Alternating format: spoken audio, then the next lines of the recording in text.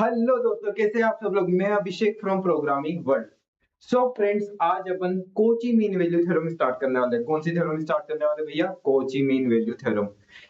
Semester exam में देखा जाए तो कोची मीन वैल्यू थ्योरम पे ज्यादा क्वेश्चंस बनते तो नहीं है, कभी कभार पूछ लेता है। कभी आपकी किस्मत खराब रही तो कोई क्वेश्चन आना होगा, तो हो सकता है कि इस बार सेमेस्टर एग्जाम में कोची मीन वैल्यू थ्योरम आ जाए। तो अपन भाई रिस्क क्यों ले, एक क्वेश्चन कर लेते हैं, ज्यादा क्वेश्चन नहीं करेंगे, एक ही क्वेश्चन करेंगे। एक क्वेश्चन में आपको कॉन्सेप्ट भी समझ में आ जाएगा और कोची मीन वैल्यू थ्योरम होते क्या है वो भी समझ में आ जाएगी। ठीक है, तो चलिए स्टार्ट करते हैं। ठीक है, तो मैं आ जाता हूँ अपने व्हाइट बोर्ड पे और ये आ गया। तो मैंने फॉर्मूला लिख के रखा था, ये है कोची मीन वैल्यू थ्योरम का फॉर्मूला। अब कोची मीन वैल्यू थ्योरम क्या बोलती है?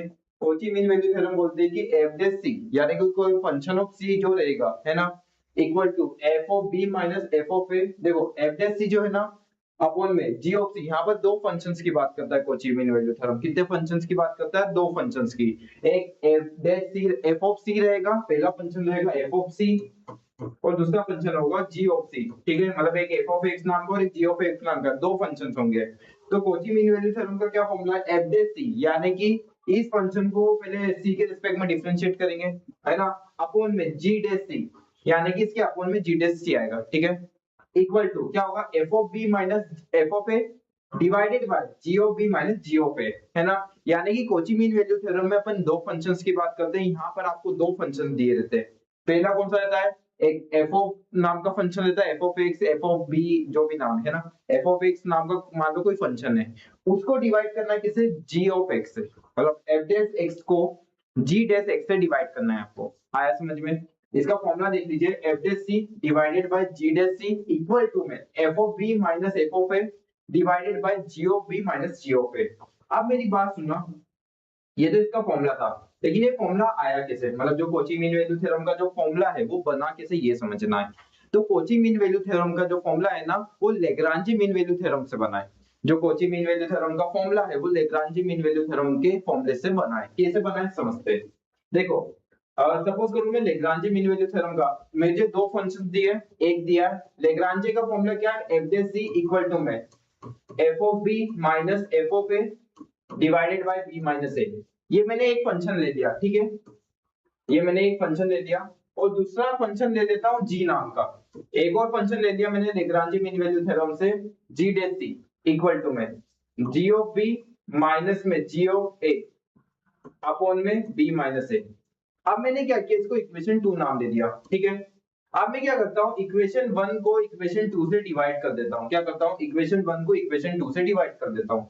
जब इक्वेशन 1 को इक्वेशन 2 से मैं डिवाइड करूंगा तो मुझे क्या मिलेगा? अच्छा, इसको मैं इधर कर देता हूँ, इधर आ जाता हूँ। जब मैंने इक्वेशन 1 को इक्वेशन 2 से डिवाइड किया, देखो मैंने लेग्रांजी मीन वैल्यू थ्योरम के दो फॉर्मूले दिए, ठीक है, एक एफ ऑफ एक्स, दो फंक्शंस ले लिए, एफ एक्स ले लिया और जी एक्स ले लिया। ठीक है, तो जब इनको मैं कोची मीन वैल्यू थ्योरम में अप्लाई करूंगा तो कुछ इस तरीके से अप्लाई होंगे, राइट। अब मैं इन दोनों को डिवाइड कर देता हूं, तो जब इक्वेशन 1 और इक्वेशन 2 को डिवाइड किया तो कुछ ऐसा बन रहा होगा, एफ डैश सी अपॉन में जी डैश सी, राइट, ये अपॉन में आ जाएगा, है ना, इक्वल टू में क्या आ गया? F of b minus f of a upon में बी माइनस ए अपॉन में जी ऑफ बी माइनस में जी ऑफ ए अपॉन में बी माइनस ए। ठीक है, अब मेरी बात सुनना, इसको जब मैं सॉल्व करूंगा, इसको इधर सॉल्व कर लेता हूं मैं, है ना, ठीक है। जब मैं इसको सॉल्व करूंगा तो कुछ इस तरीके से सॉल्व होगा, f dash c equal to में अपॉन में g dash c f of b minus में एफ ऑफ ए अपॉन में बी माइनस ए। अब इसको इधर लाओ मल्टीप्लाई में, तो ये क्या हो जाएगा?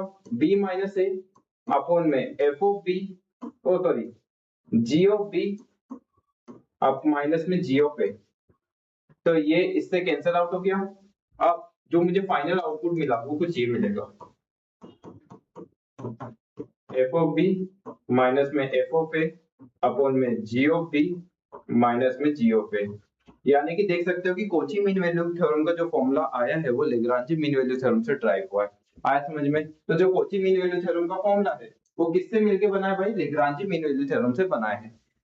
Sir Kochi mean value theorem कब अप्लाई करना चाहिए? जब आपको दो फंक्शन दिए हो, जब भी आपको दो फंक्शन दिए गए होंगे क्वेश्चन में तो वहां पर कोची मीन वैल्यू थ्योरम लगेगी, ये चीज याद रखना। आया कि नहीं आया समझ में? आ गया। चलिए तो इसका एक क्वेश्चन कर देते हैं, बस एक ही क्वेश्चन करेंगे और एक ही वीडियो में इसको खत्म कर देंगे। तो ये इसका क्वेश्चन है, क्या बोलता है क्वेश्चन? फॉर द फॉलोइंग, एक मिनट इसको थोड़ा सा और आगे कर लूं क्या? ठीक है, हाँ इतना ठीक है। For the following function find the value of xi, ये इसको साइ बोलते हैं, ठीक है। Find the value of xi of the Cauchy mean value theorem in the interval, ये आपको इंटरवल दिया है, ठीक है। अब यहाँ पर देखा जाए तो यहाँ पर कैसे पता चल रहा है कि यहाँ पर sir Kochi mean value theorem लगेगी? पहली बात तो क्वेश्चन में दिया है कि कोची मीन वैल्यू थ्योरम लगेगी। किसमें दिया है भाई? क्वेश्चन में दिया है कि कोची मीन वैल्यू थ्योरम लगेगी। लेकिन कभी क्वेश्चन में नहीं दिया है, क्वेश्चन में ऐसा भी पूछ सकता है find the mean value theorem. तो find the mean value theorem बोले तो दो तरीके की मीन वैल्यू थ्योरम होती है। कौन सी? एक लैग्रांज मीन वैल्यू थ्योरम होती है और एक कोची मीन वैल्यू थ्योरम होती है। कभी आपको एक ही फंक्शन दिया है तो वहां कोची मीन वैल्यू थ्योरम लगेगी, लेकिन कभी आपको दो फंक्शंस दिए हैं तो वहां पर लैग्रांज मीन वैल्यू थ्योरम लगेगी, ठीक है। अब मेरी बात सुनना, मैं साइड में पहले तो मैं क्या करूंगा, कोची मीन वैल्यू थ्योरम का फॉर्मूला लिख लेता हूं। कोची मीन वैल्यू थ्योरम की बात की जाए तो क्या बोलता है भाई? F dash c equal to में एफ ऑफ बी माइनस में एफ ऑफ ए अपॉन में जी डैश सी। एक मिनट इसको वापस से लिखते हैं। F dash c equal to में एफ ऑफ बी माइनस में एफ ऑफ ए अपॉन में g dash c equal to में जी ऑफ बी माइनस में जी ऑफ ए, ठीक है। ये कोची मीन वैल्यू थ्योरम का फॉर्मूला है। अब देखा जाए तो यहाँ पर इस फॉर्मूले से क्या क्या सेटिस्फाई हो रहा है, देखो यहाँ पर एफ डैश जो एफ ऑफ एक्स है ना, f of x equal to में ई की पावर एक्स, ठीक है। ये गिवन दिया है मुझे, ठीक है। आया समझ में? Comma phi of x equal to में ई की पावर माइनस एक्स, ठीक है। तो ये जो है एफ ऑफ एक्स, ये मेरा एफ ऑफ सी हो गया। इसको मैं क्या बोल सकता हूँ, ये मेरा एफ ऑफ सी है। और ये जियो फाई ऑफ एक्स क्या है? मेरा जी ऑफ सी है। क्या है? जी ऑफ सी, ठीक है। आया समझ में? ये दो फंक्शंस आ गए मेरे। अब मेरी बात याद रखना कि कोची मीन वैल्यू थ्योरम लो, लेग्रांजे मीन वैल्यू थ्योरम लो, कोई भी थ्योरम लो, वो थ्योरम कंटीन्यूअस होना चाहिए क्लोज इंटरवल में और डिफरेंशिएबल होना चाहिए ओपन इंटरवल में, ठीक है। तभी आप कोई भी थ्योरम अप्लाई कर पाओगे। जैसे कि कोची मीन वैल्यू थ्योरम है, ये कौन से फंक्शन है? ये है एक्सपोनेंशियल फंक्शंस। कैसे फंक्शन है? Exponential function. और एक्सपोनेंशियल फंक्शन डिफरेंशिएबल होते हैं ओपन इंटरवल में और कंटीन्यूअस होते हैं क्लोज इंटरवल में, ये चीज याद रखना, ठीक है। तो देखा जाए तो ये कैसे फंक्शन है भाई? एक्सपोनेंशियल फंक्शन है। और एक्सपोनेंशियल फंक्शन क्या होते हैं? डिफरेंशिएबल होते हैं ओपन इंटरवल में और कंटीन्यूअस होते हैं क्लोज इंटरवल में। तो it is differentiable in open interval and continuous in close interval. Interval कौन सा है मेरे पास? ये है मेरे पास इंटरवल। तो मैं यहाँ पर a कोमा बी दे देता हूँ। ओपन इंटरवल, यहाँ पर मैं a open interval a comma b, ठीक है। और यहाँ close interval a comma b। अब मेरी बात सुनना, देखो मेरे को दो फंक्शन दिए, एक f ऑफ x दिया e की पावर x और एक फाई ऑफ x दिया जहाँ पर e की पावर माइनस x है। इन दोनों का इंटरवल क्या है? इन दोनों का इंटरवल है a कोमा b।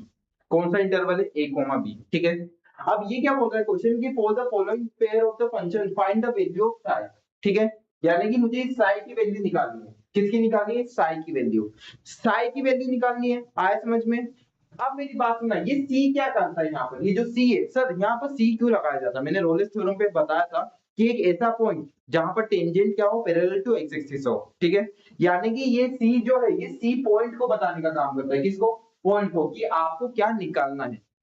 कभी आपको क्वेश्चन में पॉइंट नहीं दिया रहता है तो आप एफ डैश सी निकालते हो, लेकिन इस क्वेश्चन में मुझे दिया है कि फाइंड द वैल्यू ऑफ साइ, यानी कि यहाँ पर सी की जगह कौन आ जाएगा? साइ आ जाएगा, क्योंकि यहाँ पर मुझे पॉइंट दिया है कि आपको साइ की वैल्यू निकालनी है। यानी कि साइ पर जो पॉइंट है ना, वो पॉइंट फाइंड करना है। किसके थ्रू फाइंड करना है? कोची मीन वैल्यू थ्योरम के। तो आपको किसकी वैल्यू निकालनी है? साइ की वैल्यू निकालनी है। किसकी? साइ की। तो यहाँ पर मतलब मेरी जो सी की वैल्यू है, वो सी की जगह क्या आ जाएगा? साइ आ जाएगा। क्या आ जाएगा? साइ, ठीक है। तो पहले मुझे क्या क्या निकालना पड़ेगा? पहले मुझे एफ ऑफ ए निकालना पड़ेगा, फिर एफ ऑफ बी निकालना पड़ेगा, ठीक है। एफ ऑफ ए और एफ ऑफ बी निकालने से पहले मेरा ए और बी क्या है? तो भाई आपने कभी मेरी रोलेस थ्योरम नहीं देखी है, आप देखिए मैंने पूरी एक प्लेलिस्ट बनाई है, तो पूरी प्लेलिस्ट को फॉलो कीजिए ताकि बहुत अच्छे से समझ में आए, ठीक है। तो देखा जाए तो ए और बी क्या है, तो आपको बताया था मैंने कि इंटरवल का जो पहला पॉइंट रहता है वो आपका ए रहता है और इंटरवल का सेकंड पॉइंट आपका बी रहता है। आया समझ में? तो यहाँ पर देखा जाए तो यहाँ पर मुझे एफ ऑफ ए निकालना है। क्या निकालना है? एफ ऑफ ए, यानी कि फंक्शन ऑफ ए निकालना है, ठीक है। तो फंक्शन ऑफ ए निकाल देते हैं, चलिए यहाँ पर आ जाता हूँ। तो एफ ऑफ ए, देखो इसको मैं इक्वेशन 1 नाम दे देता हूँ, e के पावर x, इसको मैंने इक्वेशन 1 नाम दिया। और फाई x इक्वल टू में e की पावर माइनस x, इसको मैंने इक्वेशन 2 नाम दिया। अब मेरी बात सुनिएगा, f ऑफ a निकालना है मुझे, पहले क्या क्या निकालना है? f ऑफ a निकालना है, ठीक है। फिर f ऑफ b निकालना है, फिर g ऑफ a निकालना है और g ऑफ b निकालना है। आया समझ में? ये 4 पॉइंट तो मैं निकालता हूँ, राइट। इक्वेशन 1 है, इक्वेशन 1 में मुझे क्या निकालना? देखो इक्वेशन 1 दिया है ना, तो मैं इस इक्वेशन 1 में क्या पुट कर दूंगा? x की जगह a पुट कर दूंगा। क्या पुट कर दूंगा? x की जगह a इन इक्वेशन 1, ठीक है। तो चलिए इक्वेशन 1 में x की जगह a पुट कर दीजिए। तो यहाँ पर देखिए x था, तो यहाँ पर क्या आ गया? a इक्वल टू में e की पावर x, तो यहाँ पर e की पावर a आ गया, ठीक है। वैसे ही तो मेरे पास क्या आ गया? f ऑफ a आ गया। f ऑफ a क्या आया? f ऑफ a आया मेरे पास e की पावर a, तो मैं यहाँ लिख देता हूँ f of a equal to में e की पावर a, ठीक है। e की पावर a आ गया। अब मुझे क्या निकालना है? अब मुझे f ऑफ b निकालना है। क्या निकालना है? f ऑफ b, ठीक है। तो f ऑफ b निकाल लेते हैं। जैसे कि इक्वेशन 1 में आपने x की जगह a पुट किया, वैसे इक्वेशन 1 में मैं x की जगह b पुट कर देता हूँ। तो put x equal to b in equation first. तो इक्वेशन 1 में x की जगह b पुट कर दो। तो यहाँ पर f ऑफ x है, तो यहाँ क्या आ गया? f ऑफ b आ गया इक्वल टू में e की पावर x, यानी कि e की पावर b, ठीक है। तो अब देखा जाए तो f ऑफ b की वैल्यू आ गई। f ऑफ b की वैल्यू क्या आ गई? e की पावर b आ गई। तो यहाँ पर देखा जाए तो मेरे पास f ऑफ b की वैल्यू आ गई है। f ऑफ b की वैल्यू क्या आ गई? e की पावर b आ गई। क्या आ गई भाई? e की पावर b, ठीक है। अब मेरी बात सुनना, मेरे पास तो f जो है फर्स्ट फंक्शन की वैल्यू आई है। किसकी आई है? फर्स्ट फंक्शन की वैल्यू। अब मुझे सेकंड फंक्शन की, यानी कि इसकी वैल्यू निकालनी है। किसकी निकालनी है? इसकी वैल्यू निकालनी है। तो चलिए निकाल लेते हैं। अब मेरी बात सुनिएगा, फर्स्ट फंक्शन को देखो, मैंने इसको फर्स्ट फंक्शन एज्यूम कर लिया था, है ना। मतलब एफ डैश सी मान लिया, ठीक है। मतलब एफ डैश सी यानी कि एफ ऑफ सी किसको मान लिया मैंने? मेरे फर्स्ट फंक्शन को मान लिया। तो ये जो जी ऑफ सी है, जी ऑफ सी, ठीक है, जी ऑफ सी में किसको मानूंगा? मैं मेरे सेकंड फंक्शन को मानूंगा। आप कुछ भी ले सकते हो, इसको चाहो तो इसको चाहो तो इसको जी ऑफ सी ले लो और इसको एफ ऑफ सी ले लो, कोई फर्क नहीं पड़ेगा, आपके ऊपर डिपेंड रहता है। लेकिन हमारा क्या सजेशन होता है कि आप पहले फंक्शन को एफ ऑफ सी लो और दूसरे फंक्शन को जी ऑफ सी लो, ठीक है। मतलब पहले फंक्शन को ऊपर रखो और दूसरे फंक्शन को डिनोमिनेटर में रखो। पहले फंक्शन को न्यूमरेटर में रखो और दूसरे फंक्शन को आप डिनोमिनेटर में रखो, ठीक है। तो मेरी बात सुनिएगा, एफ ऑफ ए की वैल्यू आ गई ई की power a, f of B की वैल्यू आ गई ई की पावर बी, ठीक है। जी ऑफ ए निकालते हैं। जी ऑफ ए कैसे निकालेंगे? इस फंक्शन को, पहले तो मैं इसको हटा देता हूँ, ठीक है। ये आई होप आपने लिख लिया होगा सभी ने, ठीक है। चलिए अब मेरी बात सुनिएगा, मैंने क्या किया? फाइव ऑफ एक्स को मैंने क्या माना था? e की पावर माइनस एक इक्वल, इसको इक्वेशन 2 माना था, ठीक है। अब मैं क्या करता हूँ, मुझे g ऑफ a निकालना है, ठीक है। g ऑफ a यानी कि मेरा g ऑफ a कौन है? मतलब मेरा जो है ये फाइव, ये फाइव की जगह मैं g रख दूं तो g ऑफ x बन जाएगा ना। यानी कि ये मेरा सेकंड फंक्शन है ना, फॉर्मूले में क्या है? ये सेकंड फंक्शन है मेरा, ठीक है। तो यही सेकंड फंक्शन है मेरा, ये क्या है? फंक्शन नंबर 2 है। ये कैसा है भाई? फंक्शन नंबर 2 है मेरा, ठीक है। चलिए तो मैं क्या करता हूँ, इस इक्वेशन 2 में x की जगह a पुट कर देता हूँ। तो मैं लिखता हूँ put x equal to a in equation 2। Equation 2 में क्या कर भाई?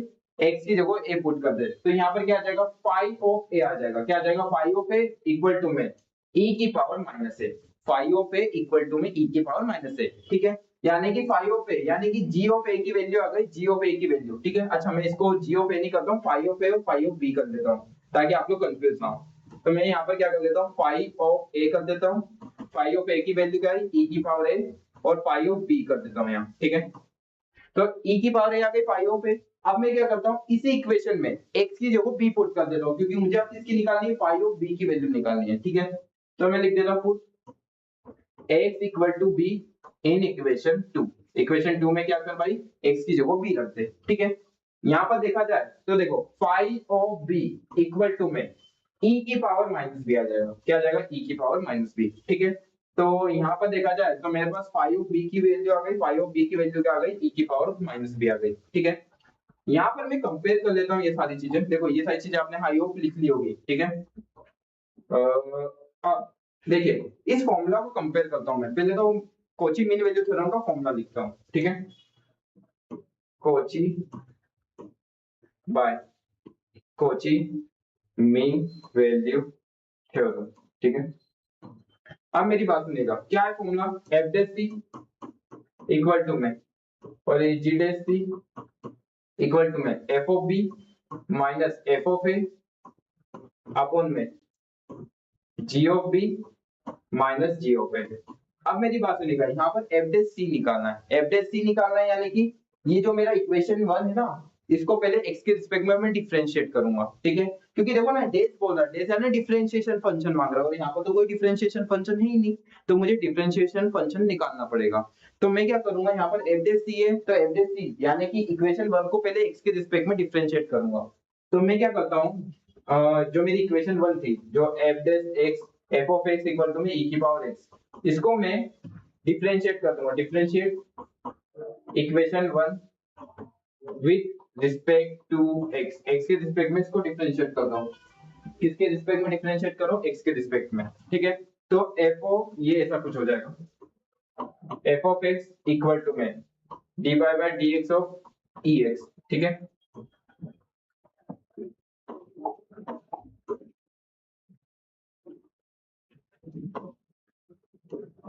अब मेरी बात सुनो, तो f ऑफ x का जो डिफरेंशिएशन रहता है वो क्या रहता है? f डैश x रहता है। ठीक है, इक्वल टू में e की पावर x, e की पावर x का जो डिफरेंशिएशन रहता है वो e की पावर x ही रहता है। आया समझ में? चलिए, तो f डैश x आ गया। ठीक है, इसको इक्वेशन 3 नाम दे देता हूँ। क्या नाम देता हूँ? इक्वेशन 3। ठीक है, अब मुझे क्या निकालना है? अब मुझे निकालना है g dash c। g dash c यानी कि मेरे सेकंड फंक्शन को भाई डिफरेंशिएट कर दे। अब मुझे g डैश c निकालना है, तो मैं क्या करूंगा, मेरे सेकंड फंक्शन को डिफरेंशिएट करूंगा। अच्छा पहली बात तो f डैश c निकालना है ना, अभी आपने क्या निकाला है? f डैश x निकाला है, लेकिन आपको क्या निकालना है? f डैश c निकालना है। और ये c क्या है? ये c एक ऐसा पॉइंट है जो आपको फाइंड करना है। ये c क्या है? ये c एक ऐसा पॉइंट है जो आपको फाइंड करना है। और क्वेश्चन में क्या बोला है कि मुझे साई की वैल्यू फाइंड करनी है, यानी कि जो c की वैल्यू होगी वो यहाँ पर साई होगी। देखो ना, ये क्या बोल रहा है कि भाई आपको साई की वैल्यू फाइंड करनी है। और ये सी भी क्या बताता है? सी एक ऐसा पॉइंट बताता है जो आपको फाइंड करना होता है, और यहाँ पर वो सी की वैल्यू कौन है? वो सी की वैल्यू साई है। कभी आपको क्वेश्चन में पॉइंट निकालने को नहीं दे तो फिर आपको सी लेना है, लेकिन कभी आपको क्वेश्चन में पॉइंट निकालने को दे तो आपको साई ही लेना है। आ गया समझ में? जैसे कि फॉर एग्जांपल कभी आपको क्वेश्चन में हो सकता है कि यहाँ पर g ऑफ x दे, देखो यहाँ पर फाइव ऑफ x दिया है ना, तब भी मैंने अपने फंक्शन का नाम जी ऑफ सी लिया है ना, कोई दिक्कत तो नहीं है उससे। तो फंक्शन का नाम कुछ भी हो सकता है और पॉइंट का नाम भी कुछ भी हो सकता है, ये तो आपके ऊपर डिपेंड रहता है कि आप कौन सा पॉइंट ले रहे हो। जैसे कि फॉर एग्जांपल यहाँ पर ये सी क्या बताता है कि एक ऐसा पॉइंट निकालना है जिसपे ये फंक्शन डिफाइंड हो रहा है, राइट?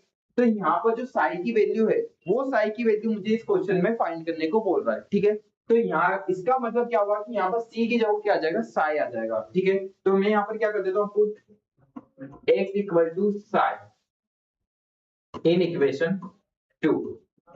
देखो ना, find the function, find the value of the psi, psi की वैल्यू निकालनी है, यानी कि एक साई के पॉइंट को निकालना है। ठीक है, तो यहाँ पर मैं क्या लिख देता हूँ, f dash psi equal to में e की पावर x। ठीक है, तो मैंने ये निकाल लिया, राइट? अब मुझे क्या निकालना है? अब मुझे फाइव ऑफ x निकालना है, मैं फाइव डैश x निकालना है। क्या निकालना है? फाइव डैश x, क्योंकि यहाँ पर g डैश c मांगा है ना। g डैश c निकालने के लिए मुझे फाइव डैश x निकालना पड़ेगा। फिर क्या करूंगा, x की जगह साई रखूंगा। तो मैं यहाँ पर बोल देता हूँ, ये मेरे क्या थी? ये मेरी इक्वेशन 2 थी ना,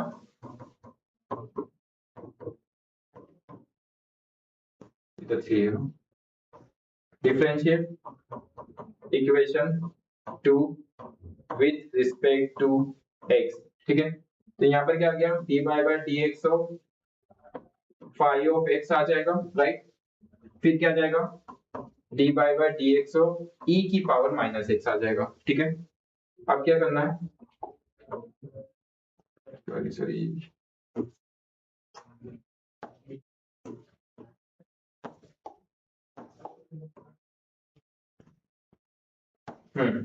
तो फाई ऑफ एक्स का जो डिफरेंशिएशन रहता है वो क्या रहता है, फाई डेज एक्स रहता है, ठीक है।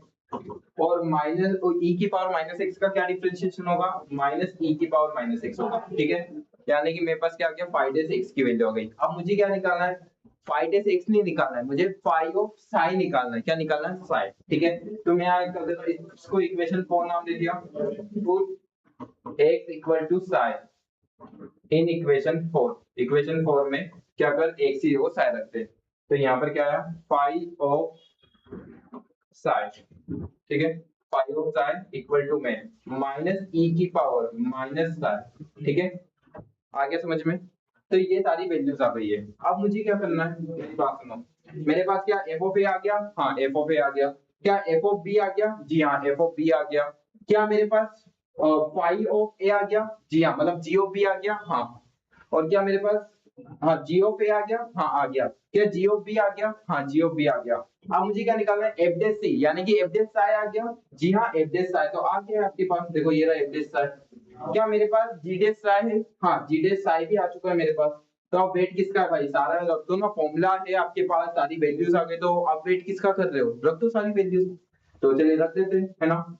तो मैं ये सारी वैल्यूज अपने कोची मीन वैल्यू थ्योरम में रख देता हूँ। पहले ये सारी वैल्यूज लिख लेता हूँ। देखो मेरे पास एफ डेश साई की वैल्यू कितनी आ रही है, तो एफ डेश साई की वैल्यू आ रही है मेरे पास e की पावर x, क्या आ रही है e की पावर x। फिर क्या आ रहा है जी डेश साई की वैल्यू कितनी आ रही है, तो जी डेश साई की वैल्यू आ रही है माइनस e की पावर माइनस ये साई, ठीक है।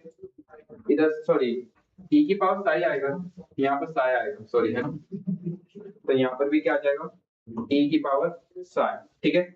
आ गया समझ में। बाकी ये और इन सब की वैल्यू तो आई गई है, ठीक है। चलिए तो अब कोची मीन वैल्यू थ्योरम में ये सारी चीजें मैं रख देता हूँ,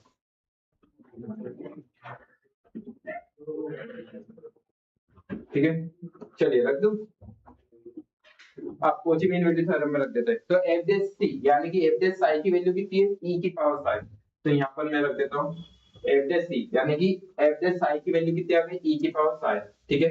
अब उनमें जी डेश सी यानी कि जी की पावर, अच्छा ये है माइनस ई की पावर माइनस साई, ठीक है, इक्वल टू में एफ ऑफ बी की वैल्यू क्या है, e की पावर बी, फिर क्या है माइनस एफ ऑफ ए की वैल्यू क्या है, e की पावर है, एफ ऑफ ए की वैल्यू क्या है, e की पावर है, अपॉन में जी ऑफ बी की वैल्यू क्या है, e की power minus B, minus ji of A यानी कि e की पावर माइनस है, ठीक है। ये आ गया, आया समझ में, ये आ गया समझ में। आई होप ये चीज आपको समझ में आ गई होगी, ठीक है। अब इसको सॉल्व कर लेते हैं। तो इसको सॉल्व करने पे क्या आएगा, चलिए करें तब सॉल्विंग। तो अब मेरी बात सुनिए, इसको कभी मैं ऊपर ले जाऊं तो देखो ये माइनस तो ऊपर आ जाएगा, तो माइनस ई की पावर साई अपॉन में ई की power minus psi, right. Minus ई की पावर साई अपॉन में ई की power minus psi, right. Equal to में ई की पावर बी माइनस ई की पावर ए अपॉन में ई की पावर माइनस बी माइनस ई की पावर ए, ठीक है।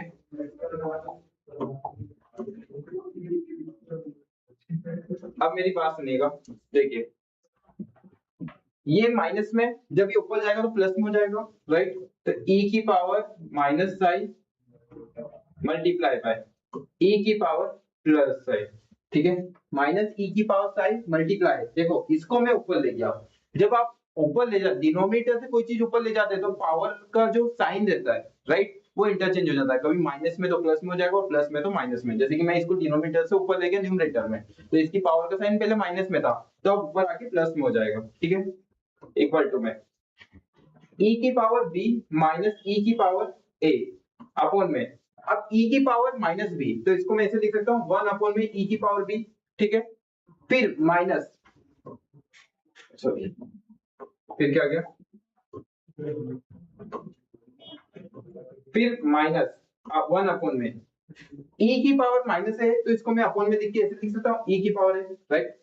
चलिए अब ये क्या हो जाएगा, पावर्स कभी देखो बेस सेम होता है तो पावर्स का एडिशन होता है, तो साई प्लस साई, ठीक है, इक्वल टू में e की पावर b माइनस e की पावर a, इन दोनों का एलसीएम ले लो तो क्या आ जाएगा, e की पावर a माइनस e की पावर b अपॉन में e की पावर a इंटू में e की पावर b, ठीक है, चलिए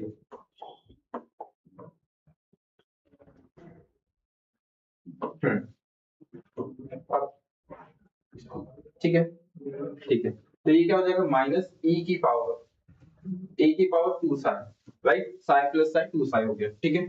ये इधर मल्टीप्लाई में आ जाएगा, तो देखो e की पावर b माइनस e की पावर a अपॉन में e की पावर a माइनस e की पावर b इनटू में e की पावर a e की पावर b, ठीक है।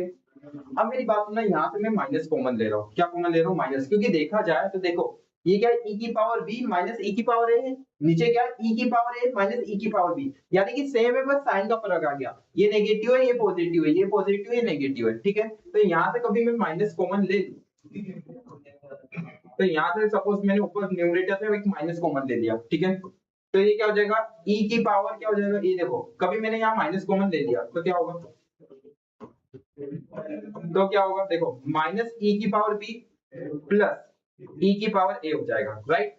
और इसको भी मैं सिस्टमैटिक वे में लिखूं तो क्या होगा, माइनस e की पावर b प्लस e की पावर a, ठीक है। तो न्यूमरेटर और डिनोमिनेटर सेम हो गए, और ये e की पावर a और e की पावर b तो है ही सही, ठीक है।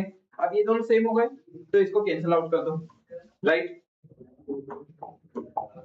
कैंसिल हो जाते हैं ना भाई, सेम सेम कैंसिल। अब